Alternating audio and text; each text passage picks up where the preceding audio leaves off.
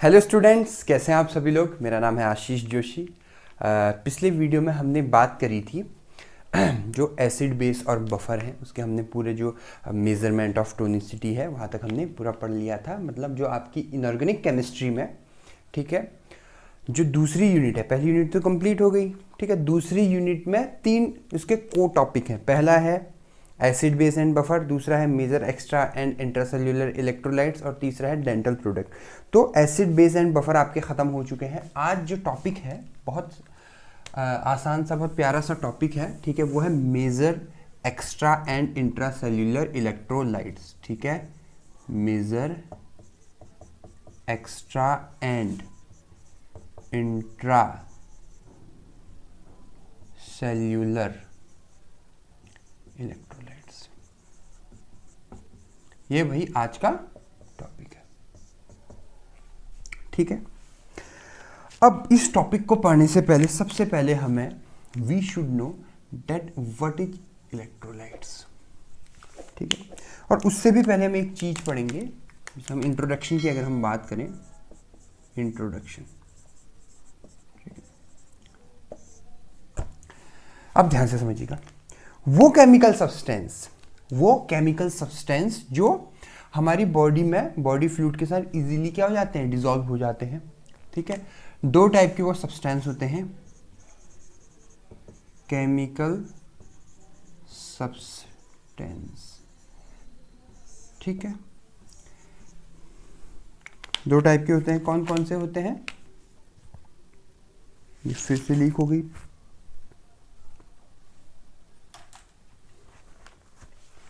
कौन कौन से होते हैं,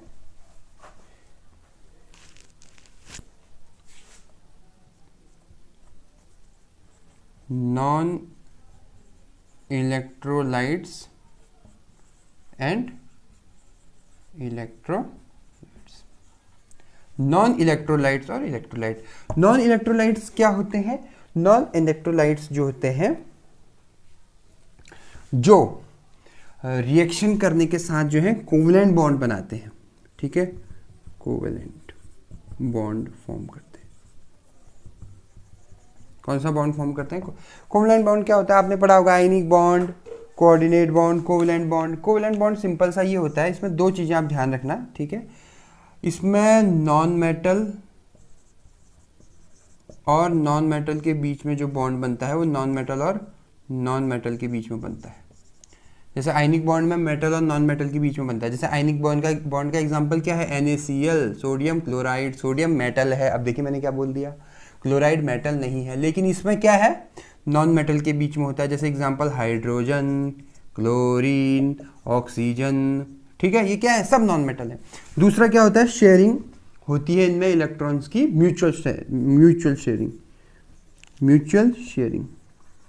म्यूचुअल शेयरिंग मतलब बराबर अमाउंट में इलेक्ट्रॉन एक दूसरे से शेयर करते हैं। जैसे फॉर एग्जांपल ऑक्सीजन का अगर आप स्ट्रक्चर बना लो, ये है नहीं, वैसे पूछा नहीं जाएगा, मैं आपको ऐसे बता रहा हूँ इन जनरल। जैसे ऑक्सीजन का अगर हम बनाएं, 1 2 3 4 5 6, ऑक्सीजन के कितने होते हैं, ऑक्सीजन के होते हैं 8 मतलब 2 और 6, अब लास्ट वाला हम दिखा रहे हैं इधर, ठीक है, 1 2 3 4 5 6।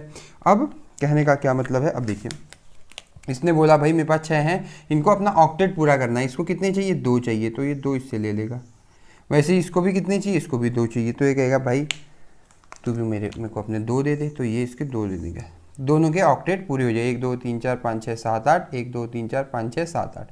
तो इन्होंने 2 2 की शेयरिंग कर दी, तो ये क्या हो गया, कोवलेंट बॉन्डिंग। इन दोनों के बीच में जो बॉन्ड बना वो क्या बन गया, कोवलेंट बॉन्डिंग बन गई, ठीक है। तो ऐसे ही कोवलेंट बॉन्डिंग क्या है, यहाँ फॉर्म होती है। इलेक्ट्रोलाइट, जो नॉन इलेक्ट्रोलाइट्स होते हैं वो क्या करते हैं, आयंस नहीं फॉर्म करते हैं, आयंस फॉर्म नहीं करते हैं, ठीक है।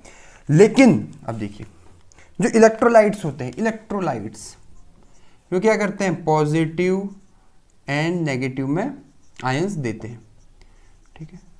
पॉजिटिव एंड नेगेटिव आयंस देते हैं। पॉजिटिव आयन को हम बोलते हैं कैटायन, नेगेटिव आयन को हम बोलते हैं एनायन, ठीक है, कैटायन और एनायन। अब देखिए, तो हमने अभी तक सिर्फ इतना पढ़ा है कि जो इजीली हमारी बॉडी में केमिकल डिसॉल्व हो जाते हैं, 2 टाइप के होते हैं, नॉन इलेक्ट्रोलाइट्स और इलेक्ट्रोलाइट्स, हम बेसिकली हमें इलेक्ट्रोलाइट्स के बारे में पढ़ना है, लेकिन हम नॉन इलेक्ट्रोलाइट्स के बारे में पढ़ रहे हैं। नॉन इलेक्ट्रोलाइट्स क्या होते हैं? जो इजीली कोवलेंट बॉन्डिंग अपने फॉर्म करते हैं, ठीक है।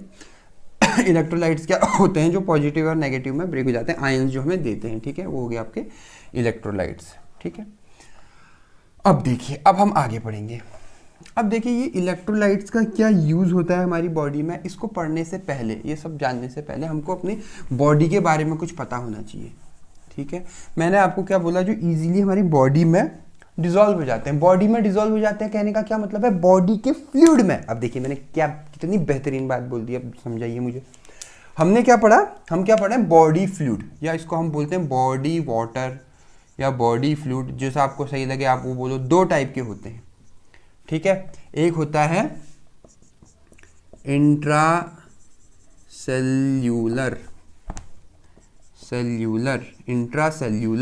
दूसरा होता है एक्स्ट्रा सेल्यूलर, इंट्रा सेल्यूलर और एक्स्ट्रा सेल्यूलर, ठीक है। इंट्रा सेल्यूलर क्या होता है? इंट्रा सेल के अंदर, अब बताइए, सिंपल। एक्स्ट्रा सेल के बाहर। ये सेल है आपकी, ये सेल है, ठीक है। यहाँ पे साइटोप्लाज्म है, यहाँ पर अपने ये है, अलग अलग और क्या क्या होते हैं, जितने भी सब चीज़ें हैं, सेल है। इसके अंदर जो ये लिक्विड भरा होगा ये हो गया आपका इंट्रा सेल्यूलर, और इसके बाहर जो लिक्विड होगा वो होगा एक्स्ट्रा सेल्यूलर। ईजी सा कंसेप्ट है, ठीक है। तो इंट्रा सेल्यूलर क्या होता है? Inside the liquid inside the cells, fluid inside the cell, वो हो गए आपके क्या? इंट्रा सेल्यूलर, ठीक है। एक्स्ट्रा सेल्यूलर क्या होते हैं? एक्स्ट्रा सेल्यूलर भी फर्दर दो टाइप के होते हैं, ठीक है। एक्स्ट्रा सेल्यूलर भी दो टाइप के होते हैं। कौन कौन से? इंटरस्टिशियल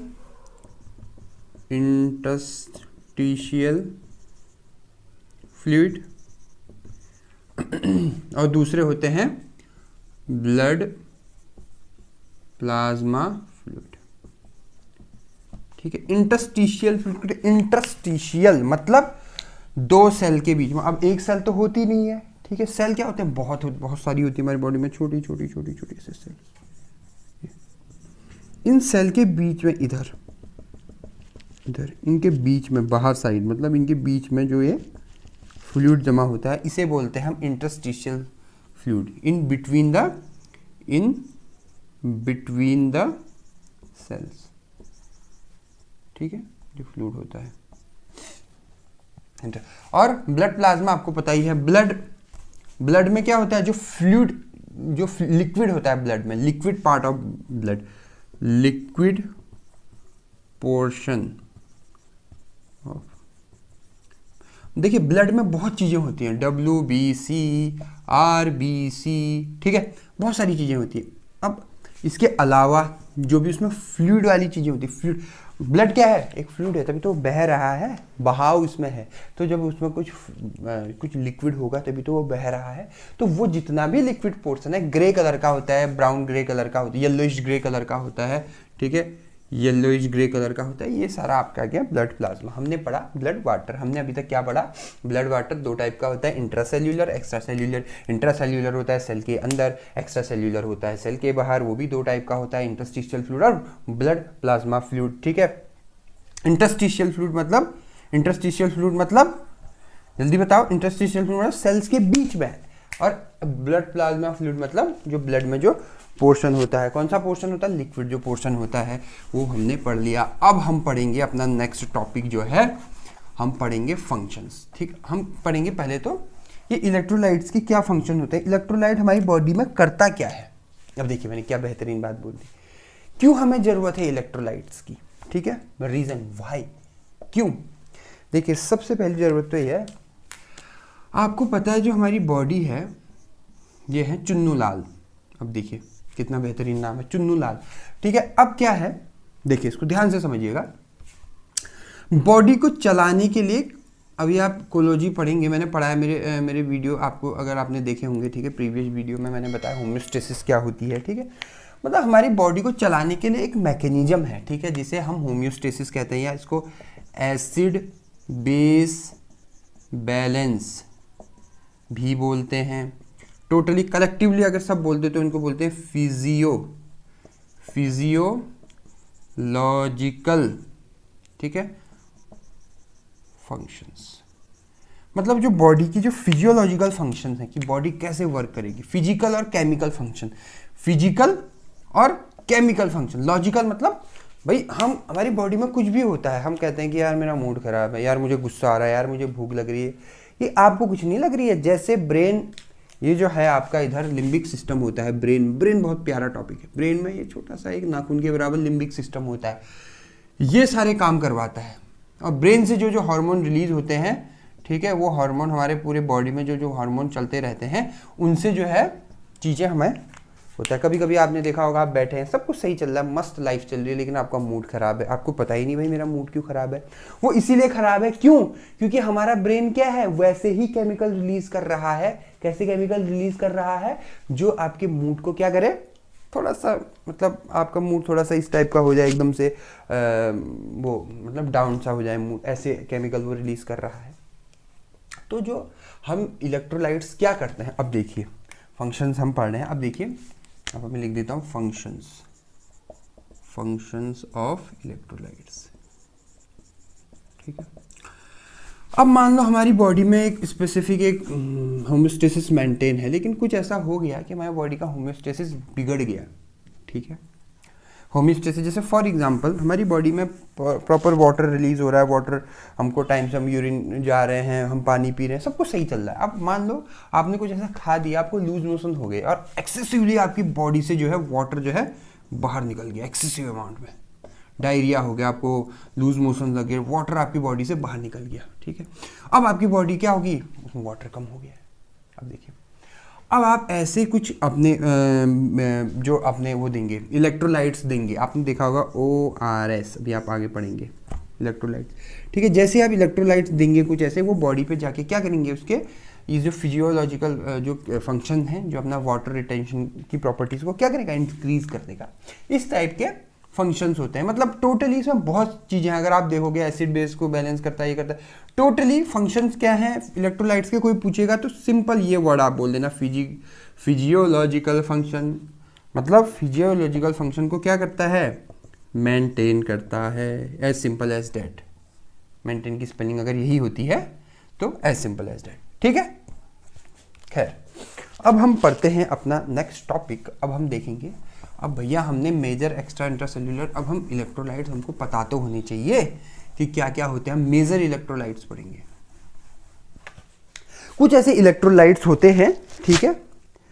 अब देखिए मैं क्या बोलूंगा, कुछ ऐसे इलेक्ट्रोलाइट्स होते हैं जो हमारे फिजियोलॉजिकल प्रॉपर्टीज को क्या बोलते हैं, इनहेंस करते हैं। तो वो उनको बोलते हैं मेजर फिजियोलॉजिकल आयंस, ठीक है। फिजियोलॉजिकल आयंस कितने, बेसिकली 8 टाइप के होते हैं, ठीक है।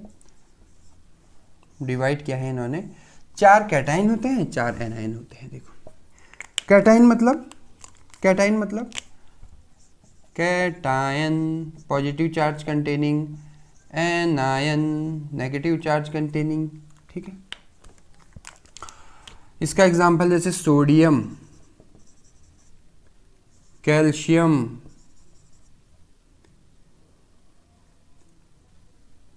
मैग्नीशियम,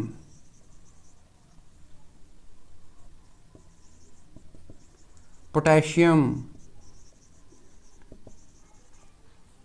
ठीक है, या पोटेशियम पहले कर लो, मैग्नीशियम कर लो, कोई दिक्कत नहीं है, ठीक है।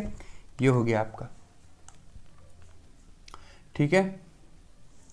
एनायन में क्या हो गए आपके, एनायन में क्या हो गए आपके, क्लोराइड, बाइकार्बोनेट्स,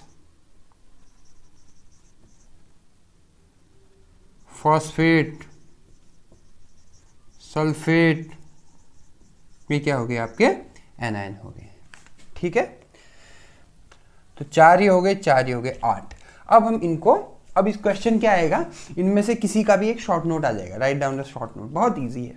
हम थोड़ा थोड़ा इनके बारे में पढ़ेंगे, ठीक है। Sodium, calcium, magnesium, potassium, chloride, bicarbonate, phosphate और सल्फेट, ठीक है। अब देखिए, सबसे पहले हम बात करते हैं सोडियम की, सोडियम की। तो फ्रेंड्स, पहला है हमारे पास आयन, वो है सोडियम। ठीक है, पहला आयन क्या है हमारे पास? सोडियम। ठीक है, सोडियम क्या होता है आप समझिए, आप बात को ध्यान से। सोडियम क्या करता है, देखो, पहला है controlling total amount of water. हमारे बॉडी में जो भी वाटर से रिलेटेड जितनी भी चीज़ें हैं उसको सब कंट्रोल करता है सोडियम। ठीक है, रेगुलेटिंग ब्लड वॉल्यूम, क्या करता है? ब्लड वॉल्यूम को रेगुलेट करता है। अगर आप पेपर में आएगा तो आप ऐसे मत लिखना, उसको थोड़ा सा बड़ा करके लिखना। ये मैं छोटा क्यों लिख रहा हूँ? ताकि आपको चीज़ें याद हो जाए, आपको देखने से ये ना लगे कि बहुत मुश्किल है। ठीक है, regulating blood volume, blood volume को क्या करता है? रेगुलेट करता है। ठीक है, ब्लड और वाटर से आप याद रखना, जो लिक्विड चीज़ें हैं, लिक्विड ऐसे आप याद रखना, ट्रिक बता रहा हूँ आपको। ठीक है, दूसरा फाउंड आउटसाइड द सेल, ये इंपॉर्टेंट है, सेल के बाहर प्रेजेंट होता है, फाउंड आउटसाइड द सेल।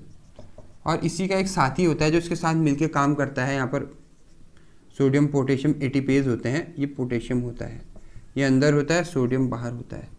तो ये अंदर जाता है, बाहर जाता है, ये करते रहते हैं अपना काम, इनकी अलग ही दुनिया है। ठीक है, आप देखते होगे ना कभी क्लास में क्या होता है, जो कपल्स होते हैं वो अलग ही बैठे रहते हैं, उनको कोई दीन दुनिया से कोई मतलब नहीं होता, बस ये वही है। ठीक, खैर, found outside the cell, cell के बाहर होते हैं। कम्स फ्रॉम NaCl, कहाँ से मिलते हैं हमको? NaCl से, सॉल्ट, नमक, टाटा नमक, देश का नमक। ठीक है, टाटा नमक की बात नहीं कर रहा, मैं सिंपल नमक की बात कर रहा हूँ, सॉल्ट। ठीक है, कम्स फ्रॉम सॉल्ट, नमक से मिल जाता है हमको। और ये नमक से सोडियम के साथ साथ क्लोराइड भी मिल जाता है, अभी आप क्लोराइड आगे पढ़ोगे, वो भी यहीं से आपको मिल जाता है। तो ये है पहला, इसमें और कुछ नहीं है। एक चीज़ और है, हाँ, जब बहुत ज़्यादा बॉडी में सोडियम हो जाता है, ये भी इंपॉर्टेंट है, बहुत ज़्यादा हाई अमाउंट ऑफ सोडियम जब हमारी बॉडी में हो जाता है, आ जाता है, तो उसे बोलते हैं हाइपर नेट्रीमिया। अब देखिए, ठीक है, हाइपर बहुत ज़्यादा हो गया है और बहुत कम हो गया है सोडियम, तो क्या बोलेंगे? जल्दी बता दो, बता दो भाई, बता दो। हाइपोनेट्रीमिया। अब देखिए कितना प्यारा है, कुछ नहीं है। हाइपर नेट्रीमिया तो आपको याद ही है। ठीक है, सोडियम बहुत ज़्यादा हो गया, हाइपरनेट्रीमिया, सोडियम बहुत कम है, hyponatraemia, as simple as that. जब बहुत ज़्यादा सोडियम बॉडी में हो जाता है तो वाटर जो है, H2O जो है, हमारी बॉडी में बहुत कम हो जाता है। क्यों? क्योंकि वाटर को बैलेंस करता है। इसलिए आप देखते होंगे जब आपके खाने में जो है बहुत ज़्यादा नमक हो जाता है, कभी आपने नोटिस किया होगा, नहीं किया तो करना। ठीक है, खाने में ज़्यादा नमक डाल देना। ठीक है, उसके बाद खाओगे आप तो आपको बार बार प्यास लगेगी। क्यों? क्योंकि आपकी बॉडी में सोडियम लेवल ज़्यादा हो गया। जितना ज़्यादा सोडियम लेवल उतना कम वाटर लेवल। ठीक है, और एक चीज़ और करता है, सोडियम और बहुत ज़्यादा हो बॉडी में तो वो ब्लड प्रेशर को इंक्रीज कर देता है, ब्लड के प्रेशर को बढ़ा देता है। तो जो बीपी के पेशेंट होते हैं, जो हाइपरटेंशन के पेशेंट होते हैं, उनको बुलाता है भाई नमक कम कम खाओ। और जिनको लो बीपी की प्रॉब्लम होती है उनसे कहते हैं थोड़ा नमक वमक खाया कर भाई, क्या करते हो तुम। अब देखिए, ठीक है, मतलब हाइपोनेट्रीमिया के जो पेशेंट हैं जिनकी बॉडी में सोडियम बहुत कम है, उनका क्या होगा? ब्लड प्रेशर भी कम होगा। ठीक है, मतलब हमारी बॉडी देखो आप कितनी बेहतरीन बनाई है उसने, बनाने वाले ने। खैर, तो ये था अपना सोडियम, पहला था सोडियम में। मैं रिवाइज नहीं करूंगा लास्ट में। क्यों रिवाइज नहीं करूंगा? क्योंकि फिर बहुत लंबी वीडियो बन जाएगी। आप इसको ऐसे देख लेना। ठीक है, अगर आपको समझना है तो वीडियो को दोबारा आप देख लेना। वैसे आपको जरूरत नहीं पड़ेगी, आप सब लोग इंटेलिजेंट हो, समझ जाओगे इसको। ठीक है, तो इस झूठी तारीफ के बाद अब मैं अगले आयंस की ओर बढ़ता हूं। दूसरा आयन है अपना, क्या है बताइए जल्दी? कैल्शियम। तो दूसरा जो हमारा टॉपिक है वो है कैल्शियम, Ca2 पॉजिटिव, कैल्शियम। ठीक है, अब देखिए, कैल्शियम तो आपको नाम से ही पता है भाई, कैल्शियम तो आपको सबको पता है क्या होता है। ठीक है, बोलते हैं भाई कैल्शियम ज़्यादा लो, हड्डियां कमजोर होंगी तुम्हारी, वरना कैल्शियम नहीं लोगे तो। ऐसे हमारी मदर लोग बोलते थे बचपन में। ठीक है, मदर क्या फादर भी बोलते थे। तो कहने का मतलब क्या है, जो बोन्स हैं, जो हड्डियां हैं, जो दांत हैं, उनके फॉर्मेशन के लिए बेहतरीन है, बहुत बढ़िया है कैल्शियम। लेकिन ये मैं अपनी तरफ से आपको दे रहा हूँ। जैसे आपने देखा होगा कभी किसी का हाथ टूट जाता है, हैंड मतलब फ्रैक्चर वगैरह आ जाता है। ठीक है, पैर टूट जाता है। ठीक है, तो डायरेक्ट आप कैल्शियम की गोली भी आती है, वैसे कैल्शियम की टैबलेट हमको लेनी नहीं चाहिए, क्योंकि एक्सेसिव अमाउंट में अगर कैल्शियम हमारे बॉडी में चले जाए तो फिर वो डिपॉजिट होने लगता है। कहाँ डिपॉजिट होने लगता है? किडनी, गॉल ब्लैडर, इन जगहों पे वो डिपॉजिट होने लगता है और धीरे धीरे वो क्या बन जाता है? स्टोन, पथरी हो गई, बहुत दर्द हो रही है पेट में, बहुत तेज होता है पथरी का दर्द, ऐसा लोग बोलते हैं, मुझे तो अब कभी हुआ नहीं है, लेकिन पथरी का दर्द बहुत तेज होता है। तो कैल्शियम जो बॉडी में बहुत ज़्यादा ले रहे हो, और अगर आप रॉ अमाउंट में ले रहे हो, डायरेक्ट आप कैल्शियम ही ले रहे हो बॉडी में, तो there will be a chances कि वो ज़्यादा आपकी बॉडी में डिपॉजिट हो जाए। इससे बढ़िया आप क्या पियो? मिल्क, सबसे बढ़िया है, दूध पियो आप, ठीक है। खैर, अब मैं क्या बोल रहा हूँ आपसे, फॉर्मेशन ऑफ बोन और टीथ को ये करता है। दूसरा है transmission of nerve impulse. Nerve impulse को क्या करता है? ट्रांसमिशन के लिए हेल्पफुल होता है। नर्व इम्पल्स क्या होती है? एचपी में आप पढ़ोगे, जब ह्यूमन एनाटॉमी आप पढ़ोगे, ठीक है, उसमें आप पढ़ोगे नर्व इम्पल्स क्या होती है, ठीक है, बहुत प्यारा टॉपिक है ये। इसके दो मेन फंक्शन होते हैं। फिर आपका देखो, आपने कोई भी आयन पढ़ना है ना, लास्ट में उसके दिखा देना, अगर वो ज़्यादा हुआ तो ये होगा, कम हुआ तो ये होगा, क्योंकि आपको हाइपर और हाइपो लगाना है बस। कैल्शियम, जैसे कैल्शियम है तो हाइपर कैलेमिया है, कैल्सीमिया, सॉरी, हाइपो कैल्सीमिया, ठीक है, ये लगा देना है आपको। बस आपको याद रखना है इसको क्या बोलते हैं। सोडियम ज़्यादा हुआ तो हाइपर नेट्रीमिया, हाइपर सोडियमिया मत कर देना कहीं, हाइपोसोडीमिया मत कर देना कहीं, ठीक है। टीचर कितने नंबर देगा? 0, ठीक है। खैर, कैल्शियम अगर बहुत ज़्यादा हो गया, हाइपर, ये हाइपर और हाइपो बहुत प्यारे लगते हैं मुझे, ये आप ध्यान रखना, ज़्यादा है तो हाइपर, कम है तो हाइपो, ठीक है। कैल्शियमिया और कैल्शियमिया तो आपको लगाना ही है, ठीक है। ये हो गया आपका कैल्शियम। अब हम अपने अगले आयन की ओर बढ़ते हैं। तो हमारा जो तीसरा आयन है वो है पोटेशियम। ये जो कैटायन है कौन सा है? पोटेशियम। देखिए, मैंने आपको बताया था अभी, प्रेजेंट इनसाइड द सेल, मैंने आपको बताया था ये क्या है। अब देखिए, अब ध्यान से समझिएगा, ये है आपकी सेल, इसके बाहर है सोडियम और इसके अंदर है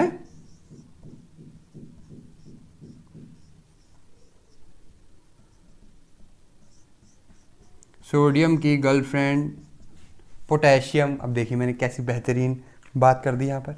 ये क्या है? सोडियम, ये क्या है? पोटेशियम, ठीक है।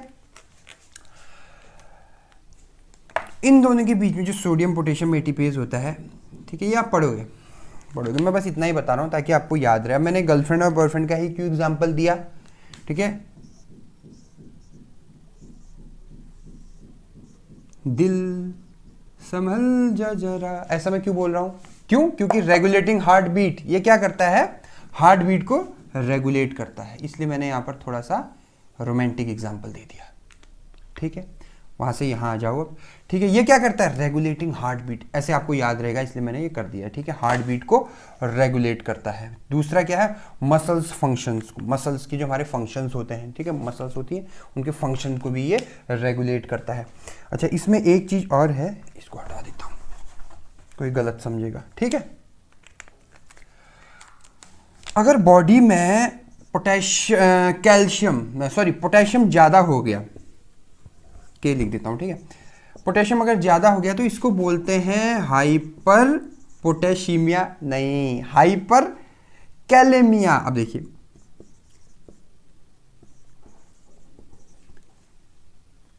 इसको क्या बोलते हैं? Hyper kalaemia. और अगर कम है तो हाइपो कैलीमिया, ठीक है, हाइपर कैलीमिया ये बोलते हैं। अच्छा, एक चीज़ मैं आपको फन फैक्ट बता देता हूँ, जो लीथल इंजेक्शन होते हैं, कहीं कहीं पे क्या होता है, हमारे इधर तो किसी को अगर सजाए मौत देनी है तो उसके लिए फांसी का फंदा रेडी रहता है, लेकिन कहीं कहीं पर क्या होता है, कुछ कंट्रीज़ में, जैसे अपना वहाँ यूएस की अगर हम बात करें, यूनाइटेड स्टेट के, यहाँ लीथल इंजेक्शन लगा देते हैं, जहर के इंजेक्शन, ठीक है। उसमें भी क्या होता है? कैल्शियम होता है, बहुत बड़े अमाउंट में कैल्शियम नहीं, पोटेशियम क्लोराइड उसमें रहता है, ठीक है। एक मतलब एक वन ऑफ द इंग्रेडिएंट उसमें रहता है उस इंजेक्शन में, ठीक है। तो बहुत ज़्यादा डेंजरस है, अगर बॉडी में बहुत ज़्यादा ये बढ़ जाए कैल्शियम या हाइपर कैलेमिया की कंडीशन आ जाए, तो वैसे ऐसी रेयरली कंडीशन होती है, लेकिन बहुत ही डेंजरस है ये, ठीक है। तो ये है आपका हाइपर कैलेमिया, याद रखना, हाइपर कैलेमिया याद रखना, ठीक है। कैल्सीमिया और पोटेशियमिया ऐसे मत बोल के आ जाना, वहाँ पर लिख के आ जाना, ठीक है। अगले में बढ़ते हैं, मैग्नीशियम। ठीक है, अगला है मैग्नीशियम। देखिए मैग्नीशियम क्या बहुत इंपॉर्टेंट है, मैग्नीशियम बहुत इंपॉर्टेंट है। 300 biochemical reaction with the help of magnesium हमारी बॉडी में होती है। 300 बायोकेमिकल रिएक्शंस, आप सोच सकते हो अगर मैग्नीशियम ना हो, हाय हाय हाय क्या होगा इस शरीर का, बताइए आप। अब देखिए क्या बेहतरीन बात मैंने सोची है, ठीक है। 300 बायोकेमिकल रिएक्शंस क्या होते हैं मैग्नीशियम के अगुवाई में, अब बताइए अगुवाई में होते हैं 300 बायोकेमिकल रिएक्शन, ये आप याद रखना। दूसरा, ये बहुत मतलब बहुत मेजर रोल प्ले करता है डीएनए और आरएनए के सिंथेसिस में। जो डीएनए जो आरएनए है, जैसे ये आरएनए और डीएनए की जो सिंथेसिस होती है, इसमें ये क्या करता है, बहुत अहम रोल जो है हमारा करता है, ठीक है, प्ले करता है। अब इससे आपको ये भी याद हो जाएगा, इन्वॉल्व इन प्रोटीन सिंथेसिस। जब डीएनए और आरएनए करा रहा है तो प्रोटीन सिंथेसिस भी तो कराएगा, है ना। DNA RNA protein synthesis connected topic है, आपको समझ नहीं आ रहा है एचईपी में पढ़ेंगे वो समझ आ जाएगा। मैग्नीशियम, अब एचईपी के नोट्स में अभी बहुत बना नहीं पा रहा हूँ क्योंकि मैं इतना मतलब हेक्टिक स्केड्यूल हो गया है मेरा कि मैं ये क्या बोलते हैं इनऑर्गेनिक ही ख़त्म करूँ, वही काफ़ी है। खैर, मैग्नीशियम बहुत ज़्यादा हो गया बॉडी में तो इसे हाइपर मैग्नीशियमिया बोलेंगे, और कम हो गया तो हाइपो मैग्नीशियमिया बोलेंगे, ये तो आपको पता ही है। खैर, जो हाइपोमैग्नीशिया की कंडीशन है ना, ये जो बहुत ज़्यादा दारू पीते हैं, शराब बहुत ज़्यादा पीते हैं, अल्कोहलिक, बहुत तगड़े अल्कोहलिक हैं, ठीक है, ब्रांड जो भी है OH लिख देता हूँ, ठीक है, अल्कोहल, ठीक है, उनको ये प्रॉब्लम होती है किसकी, हाइपोमैग्नीशियमिया की, मैग्नीशियमिया की। उससे क्या होता है, उनकी जो ये किडनी है, प्यारी प्यारी किडनी, हमारी प्यारी किडनी, ये किडनी क्या हो जाती है उनकी, ये जो किडनी है ये क्या हो जाती है, फेल हो जाती है। अब देखिए, ठीक है, रीनल फेलियर की कंडीशन उनके पास आ जाती है।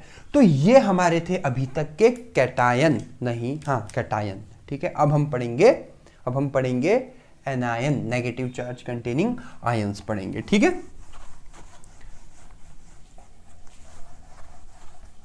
तो ये है आपके एनायन, मैंने चारों एक साथ लिख दिए हैं, ठीक है। आपका भी समय हो, मेरा भी समय बचे, ठीक है। देखिए इसमें कुछ नहीं है। सबसे पहले हम पढ़ेंगे क्लोराइड। ज़्यादा इंफॉर्मेशन नहीं है इसके बारे में तो मैंने इतना इसलिए चारों अलग अलग लिख दिया, ठीक है। क्लोराइड क्या है, found in extra cellular fluid gain, ठीक है। पहला है found in extra cellular fluid. Extra cellular fluid मतलब ये कैल्शियम क्या होता है, सेल के बाहर रहता है, एक्स्ट्रा सेल्यूलर फ्लूइड है, सेल के बाहर रहता है, मतलब पोटेशियम पर इसकी भी नज़र है। अब देखिए ये तो सोडियम है, इधर भी कहीं कैल्शियम रहता है, ठीक है। दूसरा, गेन फ्रॉम NaCl, हमें नमक से ही ये भी मिलता है। नमक, क्या आपके आयोडीन में नमक है, क्या आपके नमक, ये कौन सा डायलॉग था, क्या आपके टूथपेस्ट में नमक है, ये वही वाला नमक है, ठीक है। उसके बाद अगर हाई अमाउंट में क्लोराइड हो जाए तो हाइपर क्लोरीमिया, कम हो जाए तो हाइपोक्लोरीमिया। ये तो आपको मैंने जैसे इंक्रीज बोला आपको हाइपर, और डिक्रीज बोला हाइपो आपको बोल देना चाहिए, ठीक है। इतना बस है अपने किसके बारे में, क्लोराइड के बारे में, ठीक है। बायोकार्बोनेट्स, बाइकार्बोनेट्स, बायो नहीं bicarbonates, HCO3 negative, HCO3 negative, ठीक है। बाइकार्बोनेट्स क्या होता है, अब इसको थोड़ा इंपॉर्टेंट है, ध्यान रखना, ये बॉडी में ना एसिड को बैलेंस करता है, आपको पता, ठीक है, ये काम होता है बाइकार्बोनेट। उसके बाद है अगला फॉस्फेट। फॉस्फेट क्या होता है, आपने पढ़ा होगा फॉस्फेट, ठीक है, बोन में होता है। जैसे कैल्शियम के बाद जो है फॉस्फेट जो होता है, कैल्शियम कितना अमाउंट में होता है, 99% लगभग अमाउंट में, 90% लगभग, 99 ही है शायद, जो जो बोन होती है वो कैल्शियम होता है उसमें, और 85% क्या होता है 85%, मतलब अब 85% कहने का मतलब क्या है, जितनी भी फॉस्फेट बॉडी में है उसमें से 85% फॉस्फेट तो कहाँ रहता है, बोन में ही प्रेजेंट रहता है।